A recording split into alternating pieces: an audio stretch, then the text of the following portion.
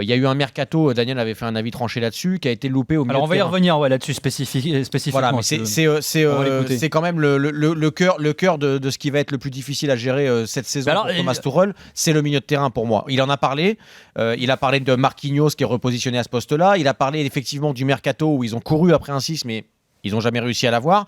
Et il a dit très clairement que le 6 qu'il cherchait, c'était une vraie sentinelle, mec expérimenté, ou en tout cas, s'il n'est pas expérimenté, mec avec du caractère, qui tient le milieu, etc. Mais tu ne serais pas sous le charme vu les joueurs qu'il a cités, lui, c'est exactement les joueurs qu'on a cités la dernière fois et qui évoluent dans les clubs prétendant la Ligue des Champions. Et c'est ça, exactement. Busquets, Casemiro, Fernandinho. Des statuts. Des statuts. Moi, j'appelle ça le statut parce qu'au milieu, c'est le mec qui domine. Donc, ça a été cité par Tuchel. Exactement. Donc, joueur que le PSG n'a pas, et on sait très bien ce qu'il va faire parce qu'il l'a dit clairement. Tu étais à côté de lui. C'est Marquinhos. Alors attends, bouge pas. On va réécouter ce passage justement. On va d'abord écouter Tuchel justement. Le passage, mais sur le mercato. Il va répéter. Alors vas-y, finis. J'aimerais juste plus globalement le 6 pour avoir lui. ton avis, Daniel, toi. Mais il a pas trop le choix en fait. Le 6 comme Casemiro, comme ceux qu'on a cités à ses yeux aujourd'hui, et celui qu'il va transformer. Celui qui peut peut-être transformer en ce type de joueur, peut-être. Mais vas-y, finis, s'il te plaît, Pierre. Alors. C'est lui qui va mettre là. Non, mais peut-être est-ce que Marquinhos va pouvoir le devenir. Oui, ça j'en sais rien. Vas-y, finis ton avis tranquille. C'est Marquinhos. Juste pour finir, patient jusqu'en janvier si le PSG réalise un miracle et trouve ce mec-là en janvier, mais j'y crois pas parce que ça va être compliqué d'aller le chercher quelque part. Ou sinon, patient jusqu'à la saison prochaine. Je vois pas aujourd'hui. Il n'y a pas de patience. Alors c'est pour ça que je fais cet avis tranché, parce que j'ai l'impression que si on n'est pas patient du côté du Paris Saint-Germain, on ne verra jamais les bienfaits du coaching et du management. Là-dessus, je suis pas d'accord.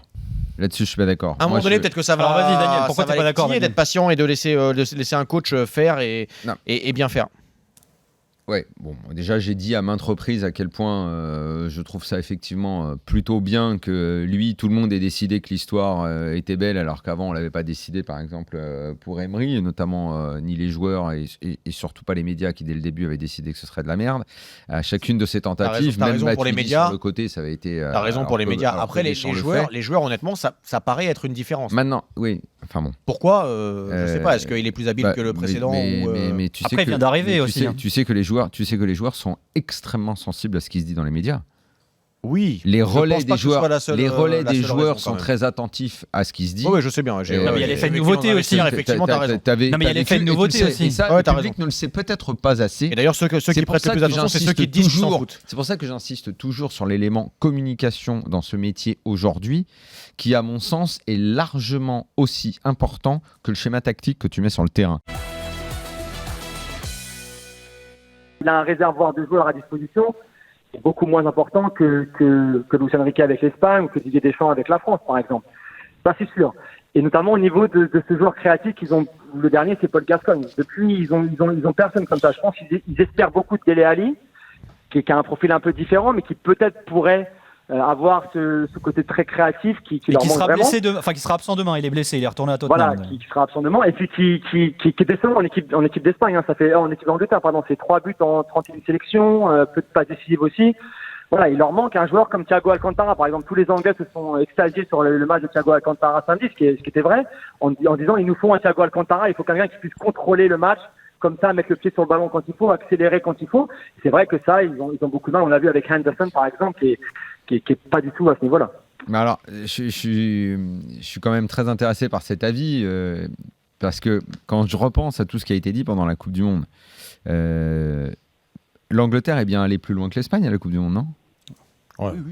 Donc, L'Espagne a été. Non, mais moi je m'adresse à tous les tenants du il n'y a que le résultat qui compte. Donc l'Angleterre est plus forte que l'Espagne. C'est quand même pas un match de Ligue des Nations en bois début septembre. Attends, laissez-moi finir. Laissez-moi finir. Ça n'est pas un match en bois d'une Ligue des Nations dont tout le monde se fout début septembre alors que les mecs sont pas au sommet qui a inversé la tendance, si ou non ? Si, puisque l'Espagne a gagné. Je suis ironique. Je suis ironique. Non, mais je sais pas. L'Angleterre est plus forte que l'Espagne, oui ou non ? L'Angleterre est allée plus loin dans une grande compétition que l'Espagne ? Bien sûr que non, qu'elle n'est pas plus forte. Je te réponds. Je sais pas, moi, il paraît qu'il n'y a que ça qui compte. Il n'y a que ça qui compte. Comment ça, c'est une provocation ? Vous me faites chier toute l'année avec ça. Vous me faites chier toute l'année avec ça. Arrêtez. Ouais, mais ils ont pas Non, gagné. Il y a un c'est seul plus qui fort. gagne. T'as pas Non. compris ça. Il y Mais a non, un mais seul qui pourquoi gagne. Les autres ont perdu. Arrête. Il y a un seul qui gagne. Non, Les autres ont je perdu. Ils sont croyais tous Si, il a perdus. raison. Il y a 31 qui il a ont raison. perdu. Un a gagné. Non, Oui. tu es un faux cul quand je dis, tu es un faux cul quand je dis, Ça va se terminer en quand je mode dis boulot, qu'on cette en a affaire-là. rien à cirer d'arriver en finale, en demi, en quart ou en huitième, que l'important c'est ce que tu montres, c'est de ça donner, vous me tombez tous dessus. Ah non. Donc tombez Moi, je prends tous ma sur la carte. gueule. Taisez-vous, tombez tous, taisez-vous.